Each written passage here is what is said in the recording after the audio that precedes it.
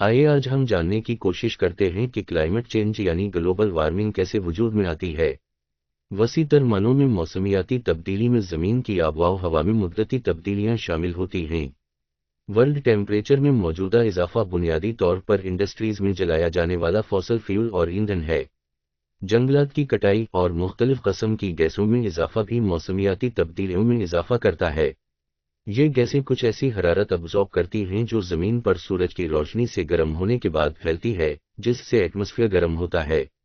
Carbon dioxide में तकरीबन 50% इजाफा हुआ है और लाखों सालों से इस सतह पर है जो कि नजर नहीं आती थी। मौसमियाती तब्दीली का माहौल पर तेजी से बड़ा असर पड़ता है।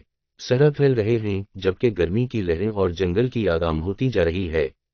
आर्कटिक में बढ़ी हुई गर्मी ने परमाफ्रास्ट को पिघलने, ग्लेशियर्स और समंदरी बर्फ के पिघलने में अहम किरदार अदा किया है।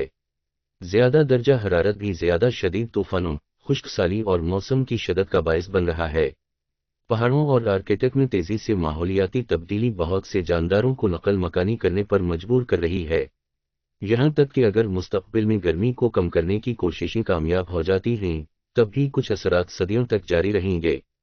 इनमें समंदर का गर्म होना, समंदरी तेजाबियत और सतह समंदर में इजाफा शामिल है। मौसमियाती तब्दीली की वजह से लोगों को सैलाब, शदीद गर्मी, खुराक और पानी की बढ़ती हुई कमी, मजीद बीमारियां और मुआशी नुकसान का खतरा लाहक है।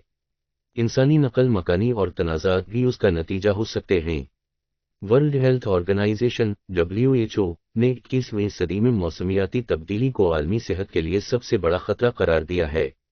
सैलाब पर काबू पाने के इक़दामात या खुश्क साली से बचने वाली फसलों जैसी कोशिशों के जरिए मौसमियाती तब्दीली के मुताबिक ढलना मौसमियाती तब्दीली के खतरात को जुज़वी तौर पर कम करता है। शजरकारी मुहिम मौसमियाती तब्दीली से बचने में सबसे अहम किरदार अदा कर सकता है। अगर हमने इस पर कंट्रोल नहीं किया तो एक वक्त आएगा कि ज़मीन आग का गोला बन जाएगी और हमारा यहाँ रहना मुश्किल हो जाएगा।